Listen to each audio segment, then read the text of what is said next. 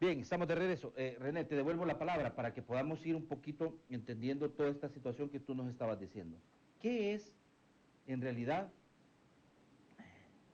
hasta lo que conocemos, lo poquito que conocemos, lo que desde el juicio de valor ustedes creen pudiera pasar si se empuja este tema de que los cotizantes, dos salarios mínimos, entiendo, ¿verdad, René? Sería Sí. más o menos dos salarios mínimos. Todos estos que cotizan hasta dos salarios mínimos tendrían por obligación que pasar en la reforma a el dinero ser administrado por el gobierno. A ver. Sí, yo creo que es importante.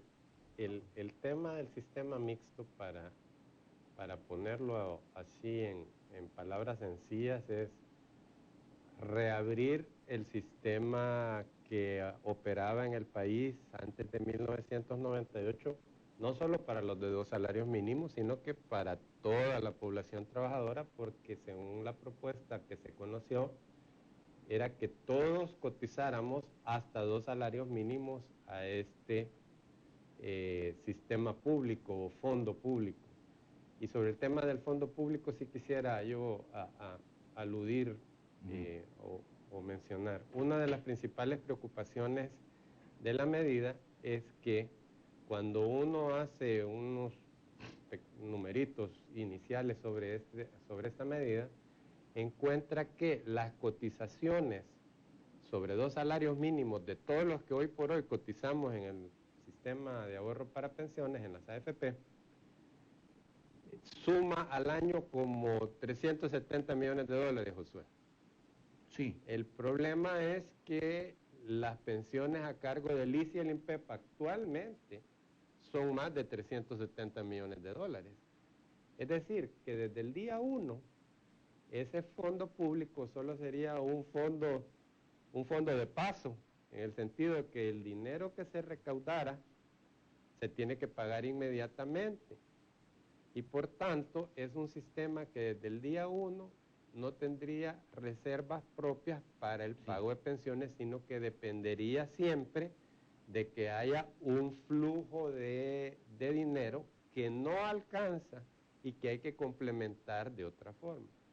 Nos preocupa que en la propuesta se planteaba que del poco dinero que la gente pudiera todavía permanecer en su cuenta de ahorro en las AFP, se estaría planteando que continuaría el esquema de inversión obligatoria Sí. en SIP. O sea que en realidad no está resolviendo el problema. En realidad eso no es una solución al problema, porque como bien plantea María Elena, lo que necesita nuestro sistema de pensiones es una reforma integral para afrontar los retos de pensiones y desde nuestra perspectiva abordar el problema fiscal del país, incluido pensiones, desde otra visión integral. El problema fiscal de nuestro país Sí. no solo es pensiones, y en eso creo yo que es importante insistir. Y como no es solo pensiones, no se va a resolver el problema del país haciendo Sí. una Ahora, reforma ¿de de dónde haces pensiones. tú esas conjeturas, René, de que este dinero va a pasar? Sí, claro, pero no va a ajustar, va a necesitar otra inyección de fuera, de otros recursos para poder pagar la exigencia de IS e INPEP, pero además, pero además no solo eso, sino que se va a requerir de seguir utilizando dinero de lo que todavía continúe siendo administrado por las AFPs. Las conjeturas se basan en algunas presentaciones que han Ok, circulado, nunca nos la han hecho directamente a nosotros, quiero aclarar eso, exacto. sino que fue colgada de un medio de prensa, una presentación, si no recuerdo mal, ahí en octubre de este año, que entendemos que el gobierno había presentado algunas fracciones políticas, y en esa presentación se plantean esos lineamientos. Con base en esos lineamientos nos podemos poner a hacer algunos números y el dato que te doy de 370 millones de dólares es lo que la población que hoy por hoy se encuentra cotizando sobre dos salarios mínimos podría aportar a ese fondo común si se mantiene, si ese lineamiento fuera el que en un momento dado se llega a aprobar como ley. Y los 400 y pico millones de dólares es un dato duro, es decir, es una planilla que ya se está pagando y que el ICE y el INPEP van a tener que seguir pagando. Entonces, no alcanza el dinero, y al no alcanzar el dinero la pregunta es, bueno, ¿y cómo se va a complementar? Y la respuesta está en esa presentación y dice, el Fideicomiso de Obligaciones Previsionales va a seguir operando. Y al seguir operando y haber una ley vigente que dice que los fondos de pensiones están obligados a invertir hasta determinado porcentaje, pues lógicamente se entiende que se pretendería que lo que no se pueda cubrir con las cotizaciones se tendría que seguir cubriendo con la emisión de deuda. ¿Qué se lograría con eso? Momentáneamente reducir el monto de la deuda que año con año está emitiéndose. Pero resolver el problema no se resuelve porque a cambio de ese dinero que se llevan, al igual que en el caso del ICE y el INPEP, la gente no le regala el dinero a las instituciones públicas, adquiere derechos en virtud del pago de esas cotizaciones. Y lo que no tenés es garantía de que se te vaya a pagar. Porque el dinero porque esté ahí, no va a haber dinero para pagarlo y va a haber que crear fuentes a futuro, que va a tener que ser o más cotizaciones o impuestos para respaldar algo que se promete en una ley, pero que no va a haber un 5 para pagarlo. Sí, 398 millones cada año entre jubilaciones, incapacidad de pensiones y familiares de devolución de ahorros es lo que el Estado necesita, creo, anual, es la cifra que me estaba dando, ¿verdad, René? Es un poquito más que eso, pero sí, en efecto, son un poquito más de 400 millones de dólares. Sí, y todavía va a seguir creciendo un poco más en el tiempo. Muy bien, a ver, basado en lo que dice René, pues digo, cualquiera se asusta, ¿verdad? Porque el punto es que uno ahorra, todo el mundo ahorra para tener garantía que su dinero va a estar ahí. Pero tenemos antecedentes en el sentido de que eso no ha ocurrido. Y también el INPEP es un ejemplo claro de eso, que el gobierno ha necesitado de fuentes externas de ingresos para poder honrar las deudas de los trabajadores que todavía están cotizando en esas dos instituciones de gobierno. A ver. Sí, bueno, como ya mencionaba, también es ineludible cuando se toca el tema de pensiones, también hablar de la necesidad de una reforma fiscal y aclarar que no solo el tema de pensiones es parte del problema fiscal que enfrenta el país, sin embargo, sí constituye una parte importante, pero el problema fiscal trasciende este sistema de pensiones. Por lo tanto, cuando hablamos de una necesidad de una reforma de pensiones, que sea con medidas integrales, debe de incluir también María Elena, al lado esta reforma fiscal. Solo permíteme interrumpirte. Yo me pongo en los zapatos de un cotizante que tiene sus fondos en el administrador de pensiones. ¿Y qué culpa tengo yo de que el señor gobierno sea un mal administrador? ¿Qué culpa tengo yo que tengan esa deuda? ¿Qué culpa tengo yo y por qué tengo yo que estar pagándole al gobierno lo que son sus compromisos y también obligaciones? Esas son preguntas, lógicamente, que se hacen todos los que están con sus cuentas individuales y que mes a mes les llega el saldo de lo que ahí tienen, porque aunque todavía no pueden echar mano de eso, tienen la seguridad que ahí está y cuánto es, ¿sí? Entonces, ¿no te parece como lógico todas estas preguntas que la gente se hace en referencia a que por qué tengo yo que darle mi dinero al gobierno? Pero si no tengo garantías de que lo van a utilizar bien, si no tengo garantías de que lo voy a tener cuando lo requiera, ¿sí? Y como que la historia no mucho le ayuda al Estado, ¿verdad? No, y es importante aclarar que eso que usted ha mencionado no es que se va a originar producto de esta reforma que se ha hecho, sino que desde la reforma que se hizo en el año 2006 con el Fideicomiso de Obligaciones Previsionales, se desvirtuó precisamente esa capitalización individual y que garantizaba en teoría la sostenibilidad de las pensiones. A través de ese fideicomiso se vinculó el sistema anterior de pensiones con el sistema actual. Por lo tanto, la gente ya está siendo Gobierno afectada. del expresidente Elías Antonio Saca. La gente ya está siendo afectada precisamente por esa vinculación y esas obligaciones que están siendo impuestas sobre los ahorros de los cotizantes actuales para el pago de las pensiones anteriores y que están siendo reconocidas con una muy baja tasa de interés. Por lo tanto, no solo puede originarse una situación que ponga en riesgo la sostenibilidad de las pensiones futuras a partir de una posible reforma, sino que es una situación que ya está ocurriendo y que debe de atenderse actualmente, porque aparte impone una alta concentración que hace que sea una cartera mucho más riesgosa. René, ¿cuánto es la cifra de lo que el gobierno le adeuda a los trabajadores porque han tomado dinero de las administradoras de los fondos de pensiones a través de esta vinculación que dice María Elena se hizo con la reforma en el 2006 durante la gestión del presidente Elías Antonio Saca, que por supuesto tenía algo que ver con el hecho de que no le autorizaran más préstamos para poder pagar esa demanda que se tenían de los trabajadores? Así es.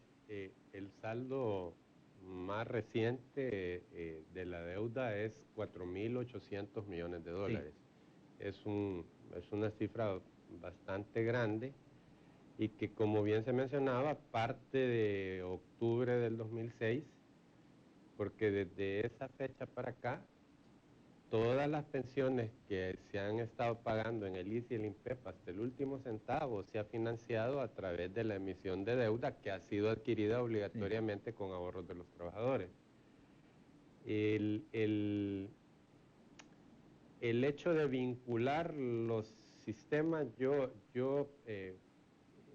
creo que es, quizá después vamos a hablar de las propuestas, pero precisamente un punto medular es, eso no nace con el sistema, sino que es una distorsión que se introduce en el camino, precisamente atendiendo a necesidades fiscales. Como tú mencionabas, había una situación particular allá que le dificultaba al Ejecutivo de ese entonces solicitar a la Asamblea Legislativa la aprobación de deuda. Hoy nuevamente se plantea la reforma de pensiones como una necesidad urgente dentro de un esquema de crisis fiscal nuevamente. Y entonces, como que la historia, esta historia ya... Falta liquidez en el gobierno. Exactamente, exactamente, dejando de lado o incluso contraponiéndose a los intereses de los trabajadores. Porque ya se mencionaba, hay una sentencia de la Sala de lo Constitucional de diciembre del año pasado que no ha sido cumplida todavía y de esos 4.800 millones de dólares, 4.300 siguen devengando la misma tasa del 1 y pico % porque no se han modificado las condiciones. Únicamente lo que se ha emitido este año lo han emitido y se emitió al 3% de interés anual. Pero siendo la mayor parte que todavía está invertido al 1 y pico %, la tasa de interés global sigue sin modificación significativa.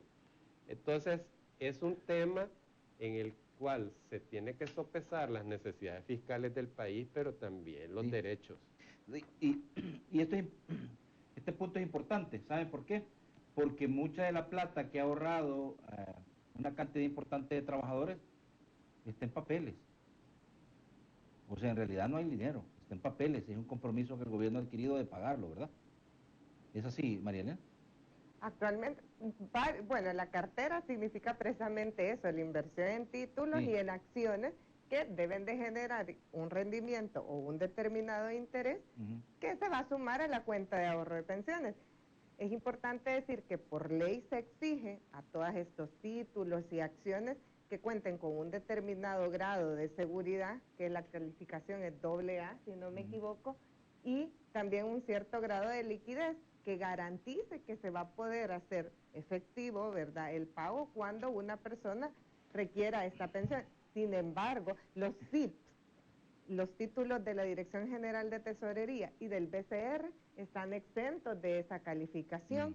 Dentro de nuestras recomendaciones en el diagnóstico de pensiones, nosotros recomendamos precisamente que todos los títulos en los que se invierta el dinero de las pensiones se les exija ese grado de calificación para que se garantice la seguridad de los ahorros de los pensionados. No debe de haber exenciones de ninguno de los títulos. Pero algo que no está ocurriendo. Es algo que en efecto y eso no es lo más está delicado del asunto, porque, vaya, fíjate, o sea, es que esto yo diría que como hacerlo fácil para entenderlo es lo siguiente, por ejemplo, Mariana.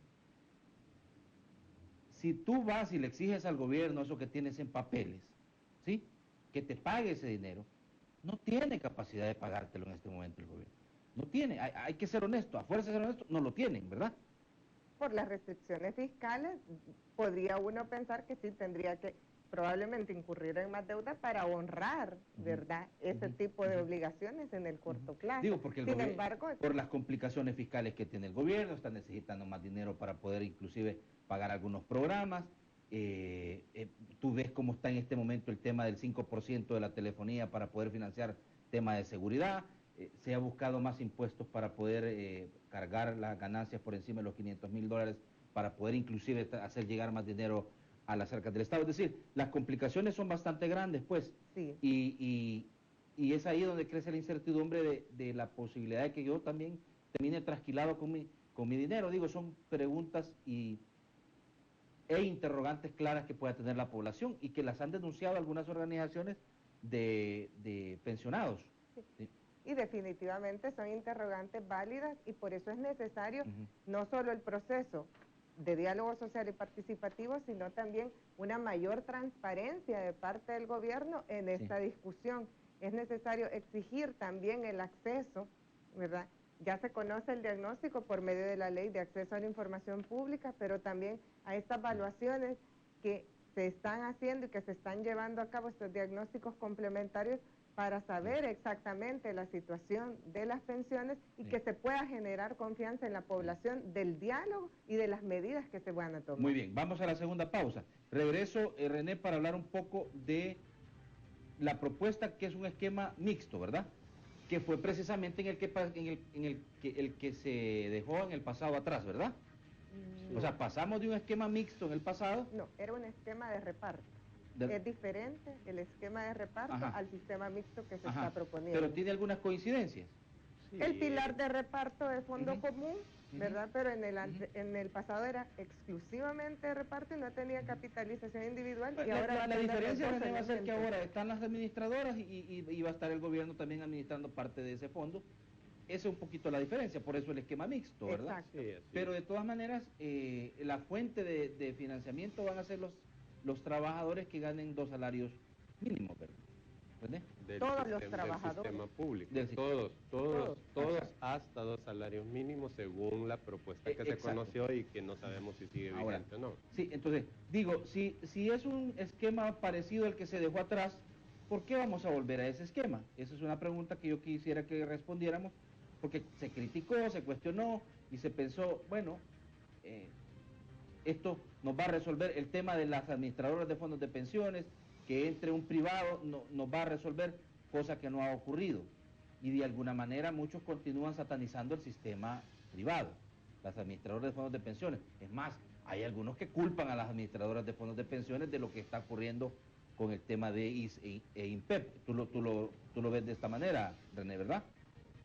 Sí, hay personas que equivocadamente plantean eso, como que si la reforma de pensiones fue el origen del problema, cuando en realidad eso definitivamente no fue así. ¿Cómo debe de ser entonces el abordaje? Eso es lo que quiero que vayamos viendo, que ustedes nos den unas opiniones en referencia a cómo debe ser este abordaje, que ya más o menos nos han dado unas pinceladas, pero profundicemos más. Y el otro punto en particular es que se cumplió 1 año de la sentencia de la Sala de lo Constitucional, en donde se le está exigiendo que por favor le paguen lo justo a los trabajadores por la utilización de los fondos, y no hay interés de hacerlo en la Asamblea Legislativa.